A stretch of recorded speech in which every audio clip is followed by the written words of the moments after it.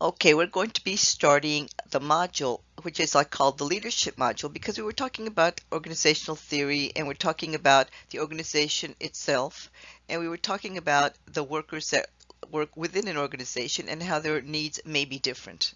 Not maybe, they are different. And so this is the issue. When you're dealing with people, uh, as the later theorists were talking about, you you come to some different types of or you have to come to some different types of decision making when it comes to how you're going to be treating your people and what's going to be fair and what's not going to be fair. And so this is all kind of within this leadership theory, but we're going to be talking for this particular lecture, we're talking about decision making models, because as a leader, as a manager and as a leader, you are going to have to make decisions. Now, this lecture comes from the book, but also from other parts. So, but it's going to pretty much follow what the book, well, not really, somewhat from what the book is. The first thing I want to talk about is the process, the decision-making process. And so this is the way it is. When you confronted with a situation, you have to say, okay, well, what exactly is the problem? And it's not that easy to try to figure out what exactly the problem is. So you need to be able to pinpoint the problem.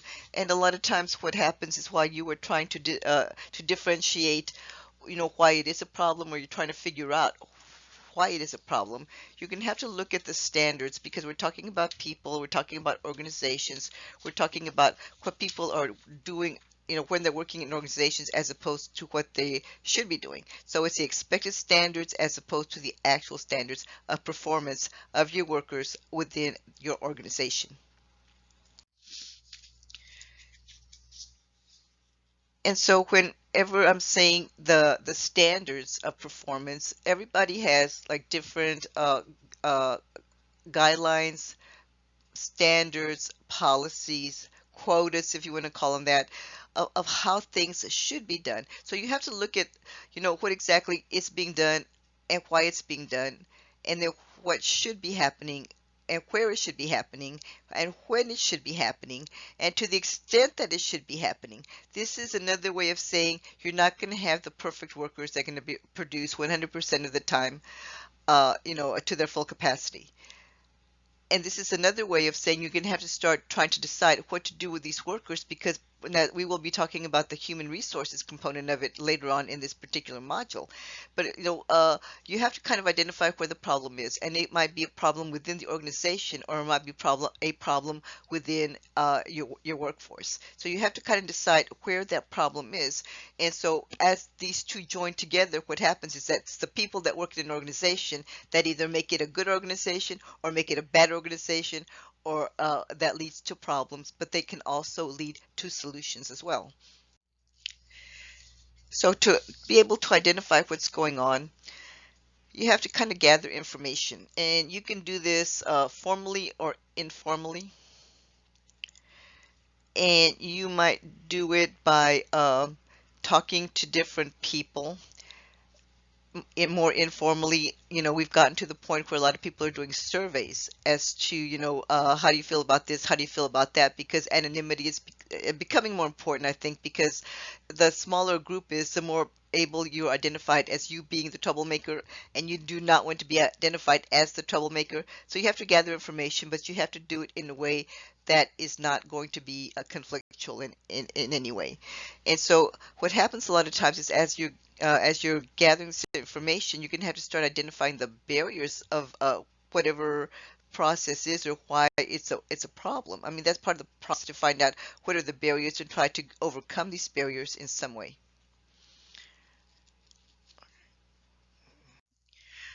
Okay, so to set up to overcome these barriers, I should say, you should be able to set up objectives. And to set up the objectives, you're going to have to you're going to have to talk to your staff, but you are the decision maker, you are the manager, you are the leader. And so when you're setting these objectives, the productivity, whatever that metric is going to be, must be achievable. You mustn't set it so high that you would say, my workers are never going to be able to reach this, because that's not fair to the workers. They must be specific. They must be as specific as you can possibly get as to the expectations. I would say that most of the time when you have too much ambiguity in of how you are evaluated, how you as a worker are evaluated, it leads to a toxic work culture. And so you never know where you stand if you don't know how you're going to be measured. So you must be able to measure them in some way. And you as a worker needs to know what the expectations are for you, for your production. And so when you're setting the objectives, then as a leader, you're setting them for your workers, and there's different ways that you can set them, but you must be able to indicate who's going to do something, what are they going to do, how much are they going to do, and where they're going to do it.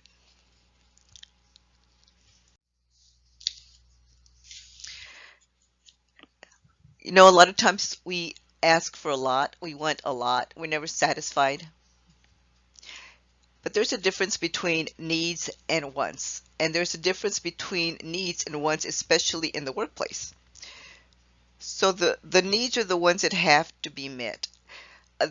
If you're going to be hiring somebody, for example, to work in a particular position, say, for example, accounting or budgeting, the baseline is that this person needs to have at least an accounting degree or an economics degree or a business degree or a master's in public administration. But it's got to be someone who's had the coursework and perhaps experience.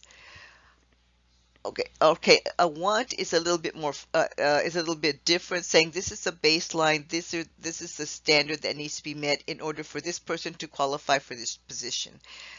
Now, we would also like to have a person that can also, do different things, that can do maybe branding, that can do commercials, that can do marketing, have marketing skills or whatever. And these are just like wants, but they're not exactly something that you would say is essential to that job, to the job of being a budget officer. The ones would, probably be a little bit more flexible, or you as a leader can have more flexibility in how you set up the wants, and if you're able to meet those wants or not meet those wants. And so what happens is that in order for you, and this is a rational way to do it, and we're going to be talking about different types of rationality, in order for you to be able to evaluate who's a better choice than another choice, you do it by assigning points. You weight them. You set up the criteria. You say, what is the most important thing? I need somebody that has a CPA. If that person has a CPA, I'm going to score that as a 5. If he has an accounting degree, but he doesn't have a CPA, then I'm going to score him a 4. So you just go down the list and you set up your criteria. It's going to be that specific.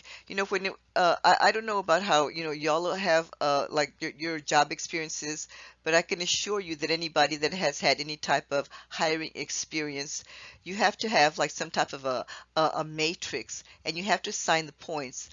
And that way, whenever you're going to be hiring somebody, it should be somebody that's going to be ranking like in the top tier of those points. We say within the top 10, and then you have the short list of the top 3 or whatever. But it's going to be based on your judgment. When you're assigning points, the weights are assigned, but it is your judgment. I mean, I call it rational, but there is an element of a value judgment in there, because you're the ones that are assigning the points. I'm saying it's more important to me that you have a CPA than if you just have a bachelor's degree, or a CPA with an MBA than just a bachelor's degree. So you're assigning, you have a value judgment in the way that you're going to be assigning points.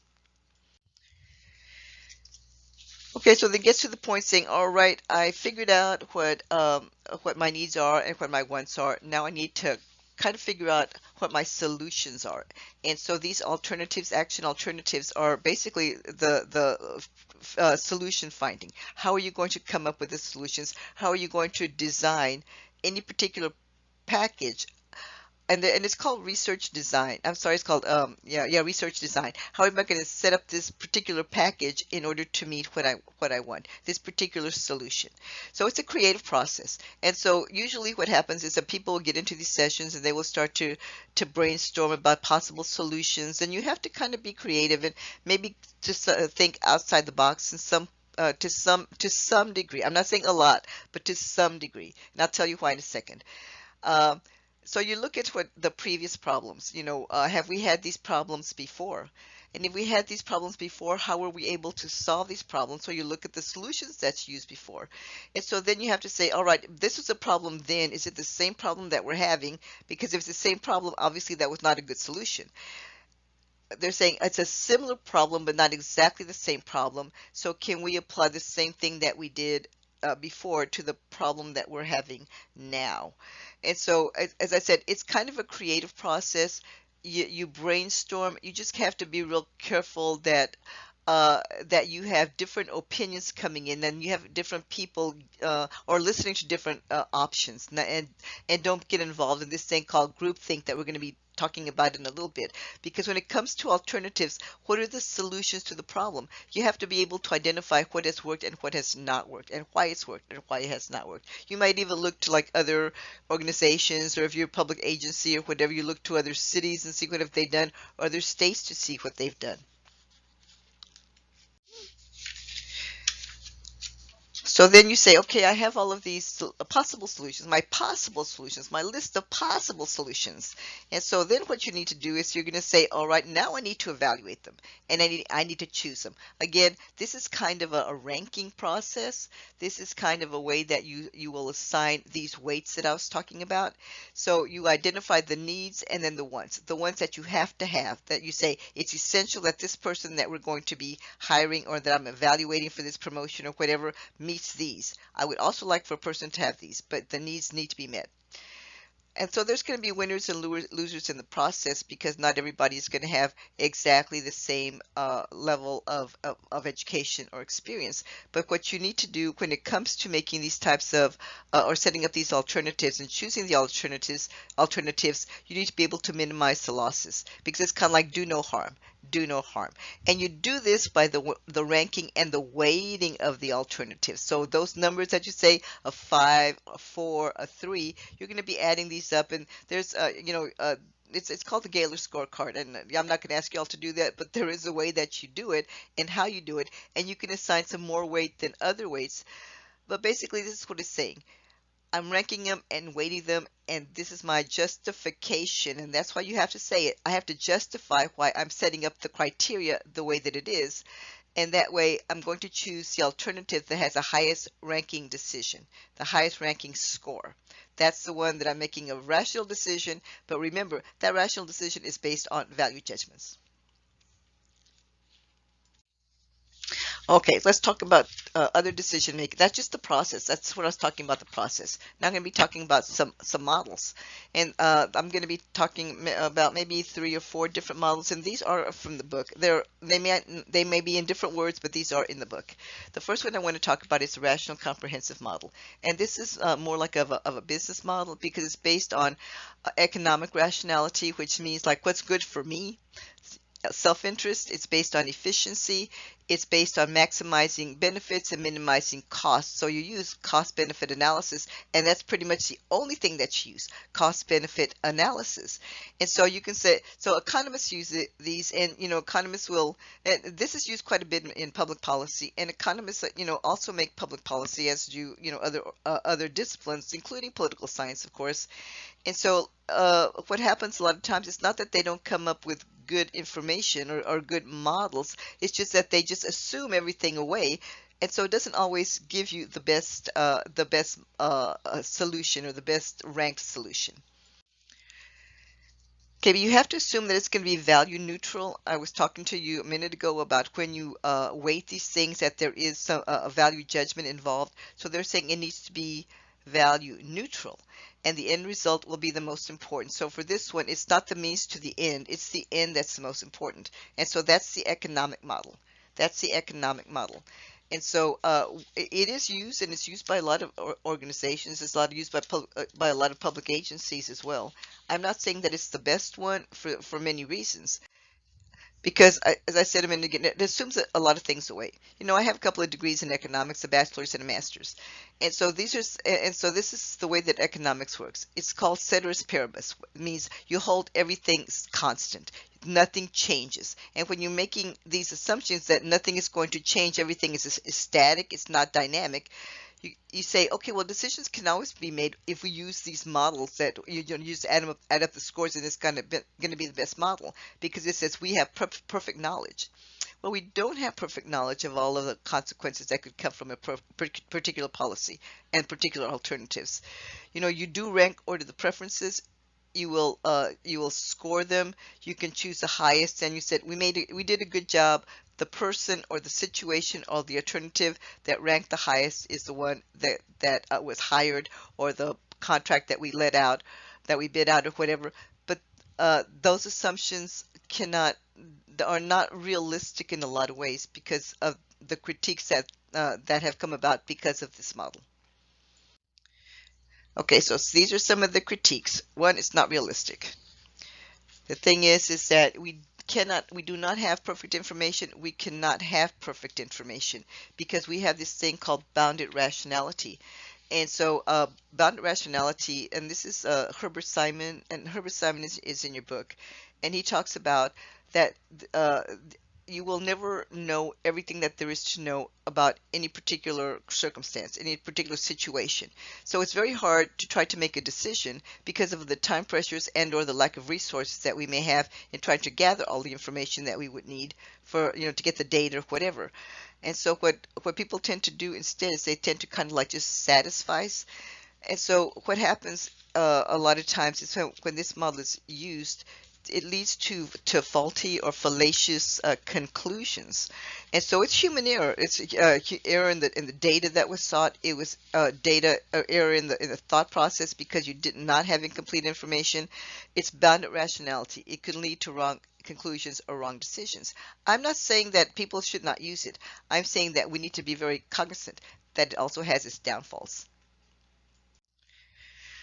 Okay, that was the economic model. Now this one is the scientific model. I'm sorry, the political science model, and this one is by Lindblom.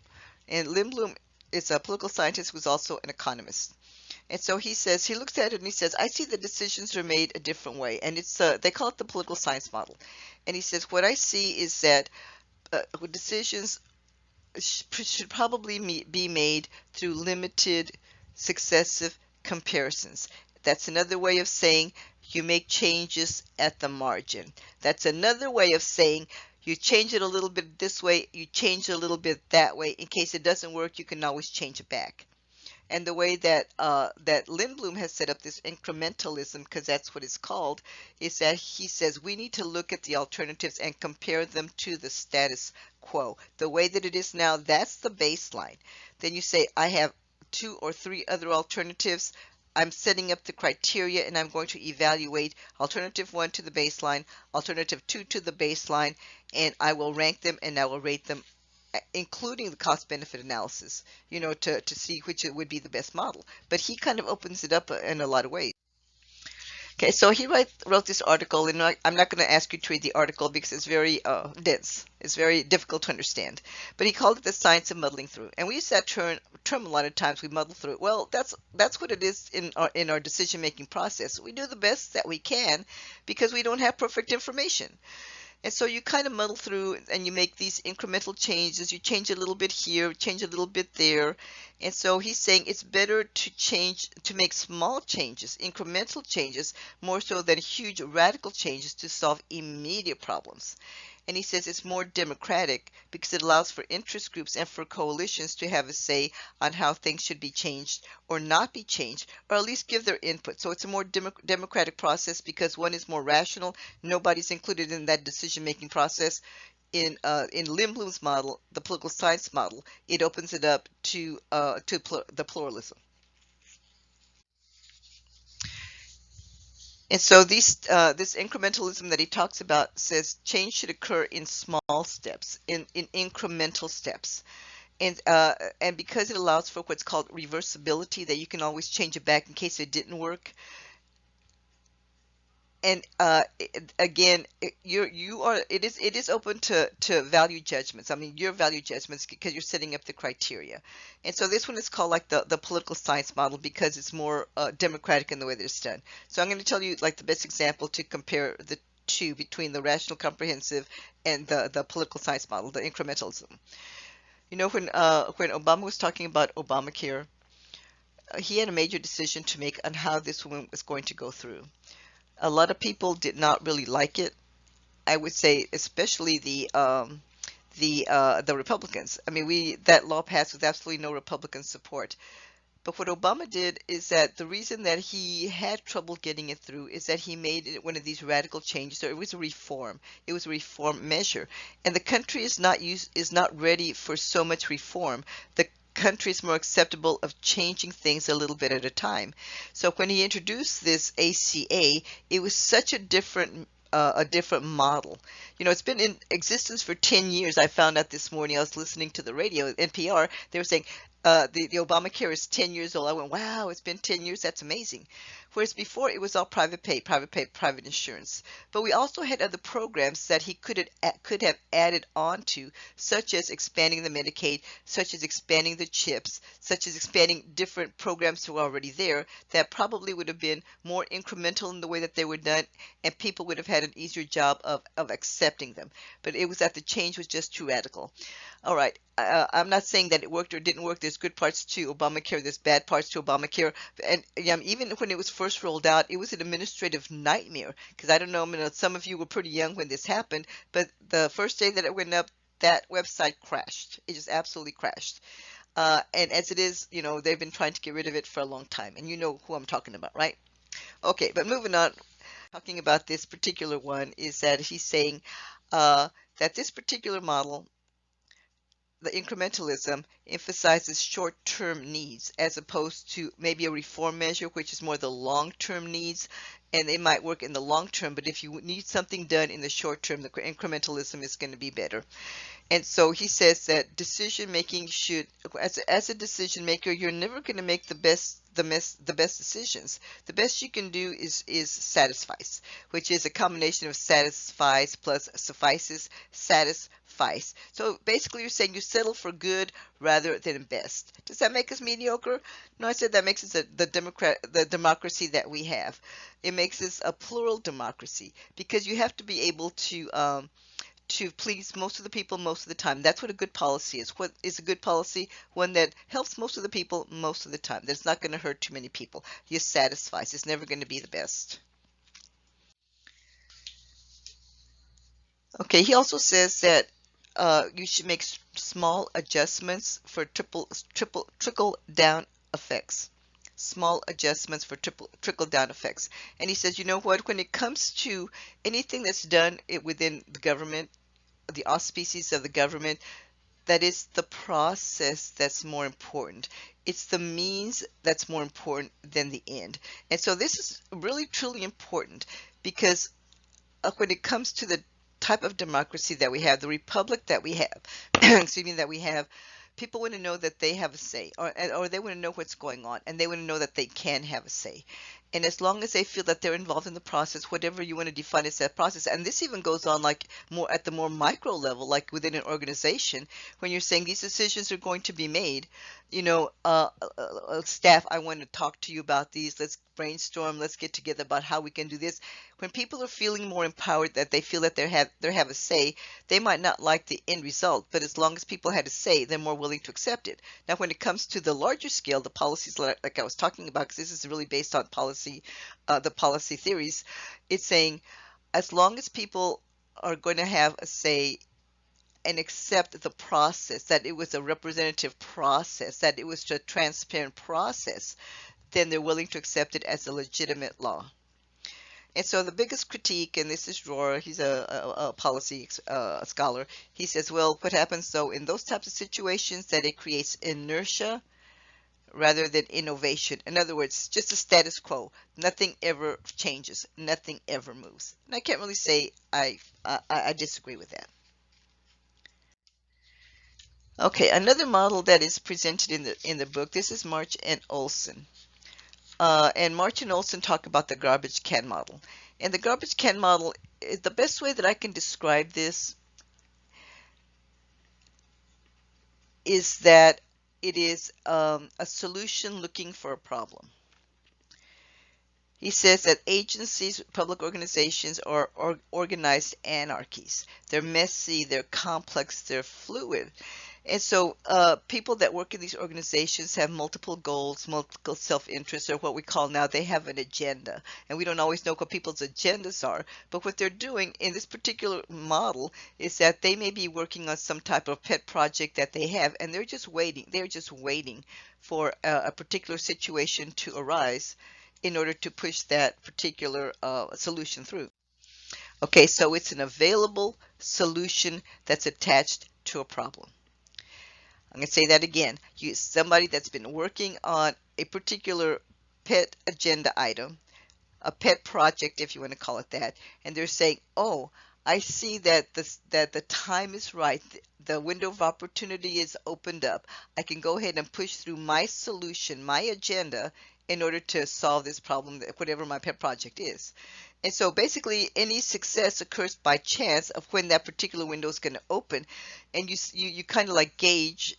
Usually, I would say in the past you have gauged this window of opportunity opening up by the political cues that you're picking up. It's difficult to predict the outcomes of whether it's going to be a go or if it's not going to be a go. Now, the person that writes about this model more than anybody else is John Kingdon, and he writes like books and many books and stuff like that. And it's called the multiple streams model. And so he says, when this window of opportunity opens up, these political cues that you need to be able to pick up on, it includes the problem stream, and he calls them streams: the problem stream, the political stream, and the policy stream. So one says, okay, you know that there's a problem, you figured out what the problem is, you come up with solutions to the problem, and you're kind of hanging on to them.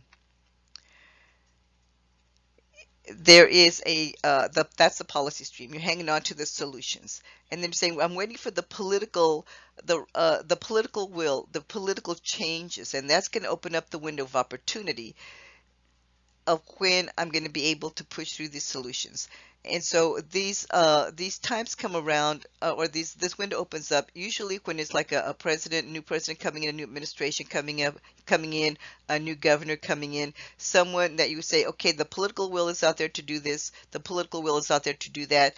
It's a unified government as opposed to a divided government, of course. So whenever I see that these three streams are going to converge, they're going to kind of collapse together. They're going to this is the time when political climate is right for these people that work in the policy areas, the policy entrepreneurs, that's what they call. This is when they're going to push their policy solutions through, because this is when the window of opportunity opens. The multiple stream model. These are the political cues. We need to be able to read the political cues. It's not so easy to do that nowadays, but that's usually the way. Historically, that's the way that it's worked. Okay, now it's talking about Simon, and he was talking about people that satisfies. So that was the term that was used by Lindblom, and actually it was Simon that came up with that particular term and the bounded rationality.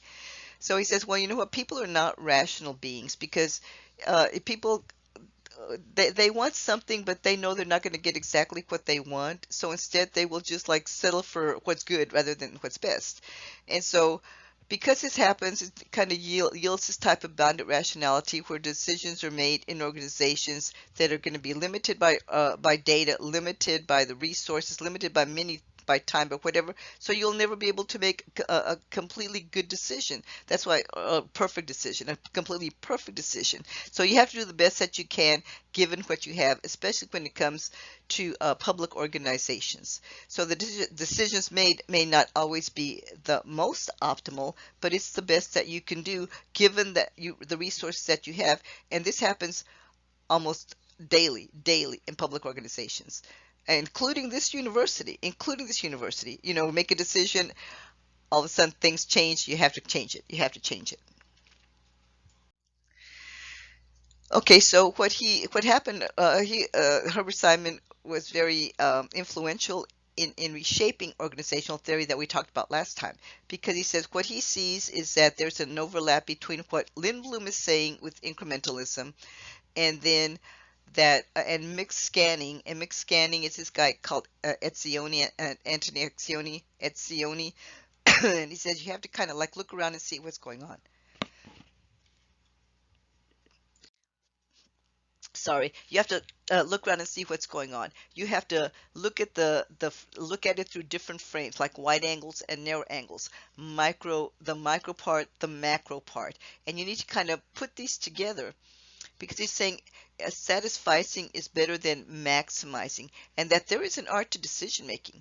And so this decision making is what we're trying to teach you, because there's no one best way. And this is what I was trying to tell you, based on the contingency model or the situation model, there's no one best way. You have to kind of be able to read your people. You have to know what their strengths are, what their weaknesses are, in order to help them do better on the job, or to be able to train them to do better on their job, in order to provide the professional development that they might need in order to enhance their career goals. All right, I mentioned this thing called groupthink a little while ago. And groupthink is basically, let's see, how can I say this?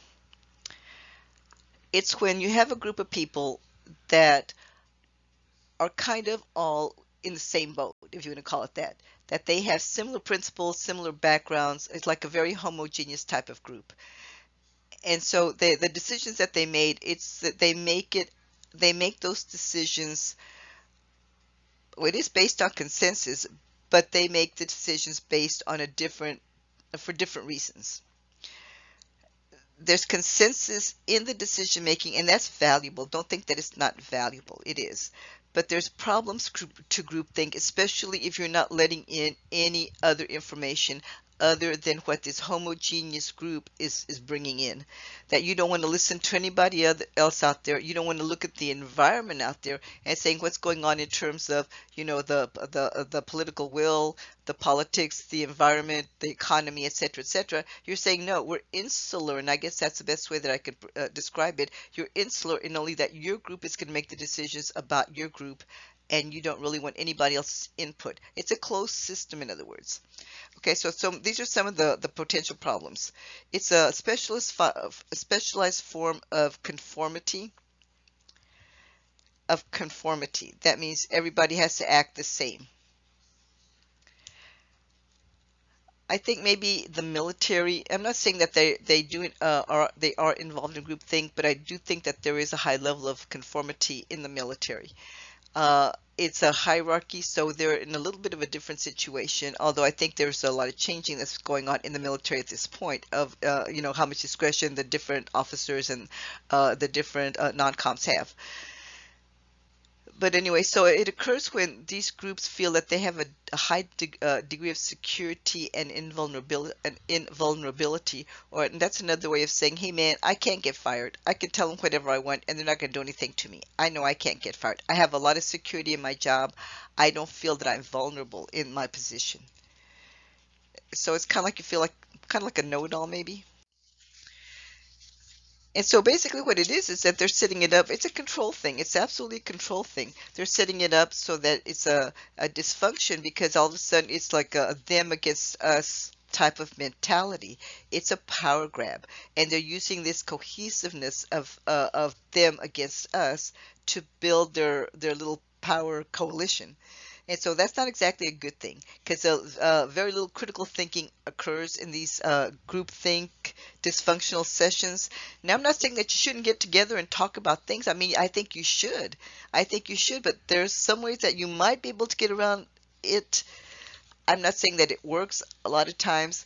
I think a lot of times in these group situations, and I know that y'all have been involved in group work, there's one or two people that will dominate in his heart, the group or the conversation, the discussion, and it's kind of hard to get away or to break away from that. I understand all that. And that's going to continue, believe me, it'll continue. Okay, so when it comes to decision making, the dysfunctions will continue, especially when you have groupthink, because what happens is that you're not going to be able to get, a good survey of the alternatives, because everybody's kind of thinking alike. They're saying, okay, it's got to be this way, no other way. It's going to be this way. So, and then you might have like a complete survey of objectives. You're not saying, okay, well, what needs to be done, what can be done, it's going to be whatever it's going to be to protect them and to protect their jobs. And so what that's going to lead then is to they're not going to examine anything other than what they want it to be, their preferred choices, whatever they wanted to do. Again, it's a power grab. They have agendas. This is how they're using it for the power grab. So basically, it's due to inadequate information gathering, but it might be intentional. And a lot of times that I have found that it is intentional because they only want, people to know a certain level of information, not all of the information. So because you don't have a lot of information, then you uh, you are not able to, or you fail to be able to look at the alternatives and to reappraise the alternatives, to evaluate the alternatives, based on the criteria, because everybody's kind of thinking alike, and you're setting it up to think alike to come up with a solution that you want. You're not really looking at other solutions as well. And so, another failure is to work out any types of contingency plans in case it doesn't work, because everybody's so sure that this one solution is going to work. They're saying, well, what's plan B? Well, there's no plan B. There's no plan B. So then you're saying, okay, well, then so then you're saying, okay, well, when do these circumstances occur? What are some of the conditions that might be right for these types of circumstances? Well, one is when there is directive leadership. Directive leadership means you have a boss who's very theory X oriented, that we talked about in the organizational theory and the motivation theory. So it's very directive, that you have people that have these homogeneous ideals and backgrounds, like everybody's the same, that you're isolated from outside influence, and it might be by choice or it might be by design, that you isolate yourself from having outside influences, and you're not taking in any type of stimuli. And what it does basically is that it discourages dissenting opinions and ideas. Okay, I'm going to say this again. It discourages dissenting opinions and ideas. And this is just another way of saying is you get a lot of peer pressure to conform. Otherwise, uh, you're going to be the outcast of that particular group. So it's kind of like that's the dysfunction. And that's not a good thing. So is there ways to kind of like avoid this, to be able to have an atmosphere that's going to be more conducive to having or to avoiding groupthink in ways? And we'll talk about that when we talk about the leadership theory. Okay, so to avoid groupthink, you can try some of these tactics. You can try to play devil's advocate. Sometimes it works, sometimes it doesn't work. You could try to hire outside experts if your agency has the money to do it. You can ask for anonymous opinions, and this is why I said earlier, it's gotten to the point where everybody's doing the surveys because it can be so anonymous now. It can be on SurveyMonkey, it can be on Qualtrics, it can be on any of these things where no one really has to identify who it is, and then you just give, okay, the group thinks this, the group thinks that, this one is ranked the highest, that one is ranked the highest. So it's anonymous to a large extent, and that might lead to better decision making. But anyway, it's the leader. I mean, this is why I'm telling you the leadership needs to be able to create these types of situations, to create a culture for thinking outside the box and not be penalized for it. So as I said, we'll talk about these types of things when we do talk about the leadership and the leadership theory in the next lecture.